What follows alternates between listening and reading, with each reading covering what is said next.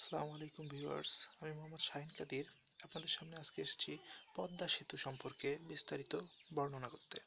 পদ্মা সেতু পদ্মা সেতু বাংলাদেশের পদ্মা নদীর উপর নির্মাণাধীন একটি বহুমুখী সড়ক ও রেল সেতু। এর মাধ্যমে লৌহজং মুন্সিগঞ্জের সাথে শরীয়তপুর ও মাদারীপুর যুক্ত হবে, ফলে দেশের দক্ষিণ পশ্চিম অংশের সাথে উত্তর পূর্ব অংশের সংযোগ ঘটবে।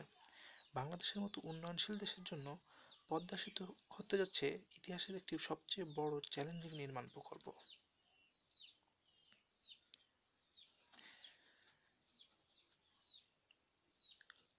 দুই স্তর বিশিষ্ট স্টিল ও কংক্রিটের নির্মিত ট্রাস ব্রিজটির উপরের স্তরে থাকবে 4 লেনের সড়ক এবং নিচের স্তরটিতে থাকবে একটি একক রেলপথ।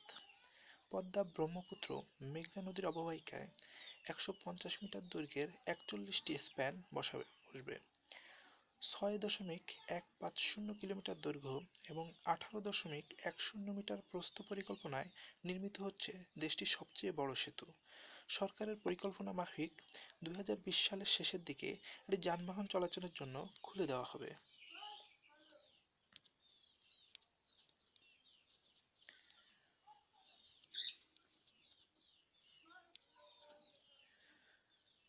পদ্মা বহুমুখী সেতু নির্মাণাধীন পদ্মা বহুমুখী সেতুর প্রস্থচ্ছেদ স্থানাঙ্কে যদি বলি, তাহলে 23.4460 ডিগ্রি উত্তর এবং 90.2623 ডিগ্রি পূর্ব।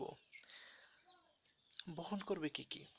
সাধারণত পদ্মা সেতু যানবাহন এবং ট্রেন বহন করবে। অতিক্রম করে কোন কোন নদী থেকে অতিক্রম করছে, এটা শুধু পদ্মা নদী থেকেই অতিক্রম করেছে। স্থান: লৌহজং মুন্সিগঞ্জের সাথে শরীয়তপুর ও মাদারীপুর। অফিসিয়াল নাম: পদ্মা বহুমুখী সেতু। সাধারণত কোনো পত্রপত্রিকায় আমরা যখন দেখি পদ্মা সেতু সম্পর্কে লেখা, তখন সেখানে লেখা দেখতে পাবেন পদ্মা বহুমুখী সেতু। রক্ষণাবেক্ষণ: বাংলাদেশ সেতু কর্তৃপক্ষ।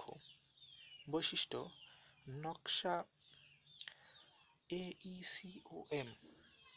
উপাদান: কংক্রিট, স্টিল। মোট দৈর্ঘ্য 6.15 কিলোমিটার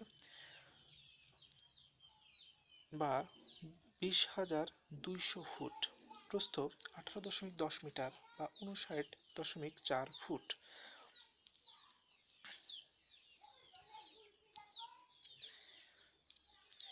এবার জেনে নেওয়া যাক পদ্মা সেতুর ইতিহাস সম্পর্কে।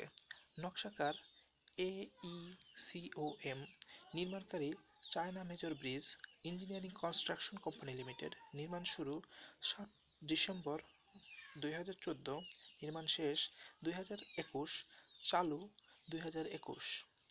ওপেন স্ট্রিট ম্যাপ প্রকল্পটি 3টি জেলাকে অন্তর্ভুক্ত করবে: মুন্সিগঞ্জ, মাওয়া পয়েন্ট বা উত্তরপাড়, শরীয়তপুর এবং মাদারীপুর, জঞ্জিরা বা দক্ষিণ পাড়। এটির জন্য প্রয়োজনীয় এবং অধিগ্রহণকৃত মোট জমির পরিমাণ 918 হেক্টর। নির্মাণের জন্য প্রয়োজনীয় জমি ভাড়ার ভিত্তিতে আগামী 6 বছর অধিযাচনা করা হবে।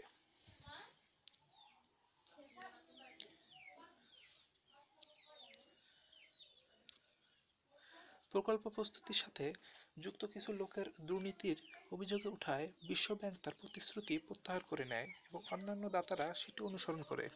যাই হোক, দুর্নীতির অভিযোগ পরবর্তীতে মিথ্যা প্রমাণিত হয় এবং কোনো প্রমাণ না পাওয়ায় কানাডিয়ান আদালত পরবর্তীতে মামলাটি বাতিল করে দেয়।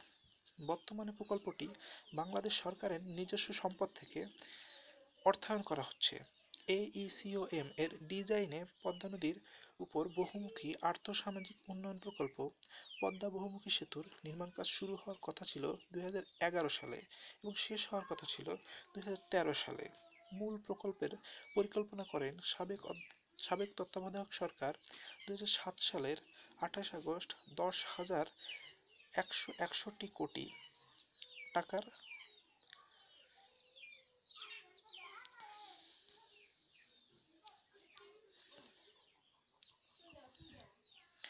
তত্ত্বাবধায়ক সরকার 2007 সালের 28 আগস্ট 10,161 কোটি টাকার বহুল আলোচিত পদ্মা সেতু প্রকল্প পাশ করেছিল।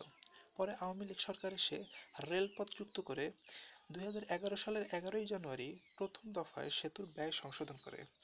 তখন এর ব্যয় ধরা হয়েছিল 20,507 কোটি টাকা। পদ্মা সেতুর ব্যয় আরও 8,000 কোটি টাকা বাড়ানো হয়, ফলে পদ্মা সেতুর ব্যয় দাঁড়িয়েছে সব মিলে 28,793 কোটি টাকা।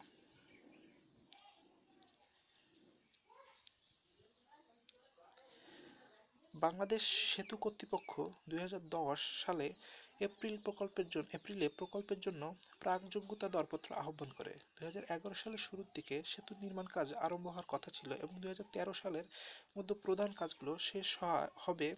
সকল কাজে 2015 সালের শেষ নাগাদ সম্পন্ন হবে। প্রস্তাবিত পদ্মা বহুমুখী সেতু প্রকল্প মাওয়া জাজিরা পয়েন্ট দিয়ে নির্দিষ্ট পথের মাধ্যমে দেশের কেন্দ্রের সাথে দক্ষিণ-পশ্চিম অংশের সরাসরি সংযোগ তৈরি করবে।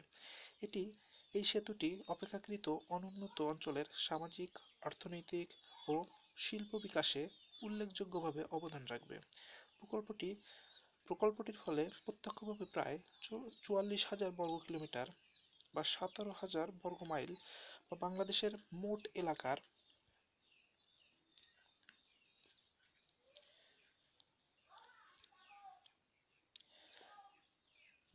মোট এলাকার 29% অঞ্চল জুড়ে 3 কোটিরও অধিক জনগণ প্রত্যক্ষভাবে উপকৃত হবে।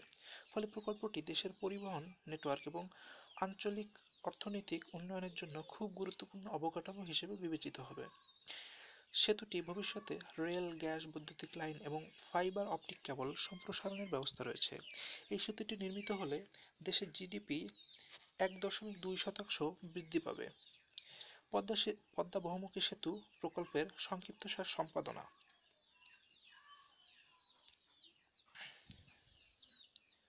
নকশা। পদ্মা বহুমুখী সেতুর সম্পূর্ণ নকশা এইসিওএম এর নেতৃত্বে আন্তর্জাতিক ও জাতীয় পরামর্শকদের নিয়ে গঠিত একটি দল তৈরি করে। চুক্তিবদ্ধ সংস্থা সম্পাদনা। সেতু তৈরির জন্য চুক্তিবদ্ধ হয়েছে চায়না রেলওয়ে গ্রুপ লিমিটেড এর আওতাধীন চায়না মেজর ব্রিজ নামক একটি কোম্পানি। কাজ শুরু হয় 7 ডিসেম্বর 2014। এতে ব্যয় হচ্ছে 30,793 কোটি টাকা। আজ এ পর্যন্তই। আগামী দিন আমরা নতুন কোনো ভিডিও নিয়ে, নতুন কোনো বিষয় নিয়ে আমরা হাজির হব আপনাদের সামনে। ততদিন পর্যন্ত ভালো থাকবেন, সুস্থ থাকবেন। আসসালামু আলাইকুম।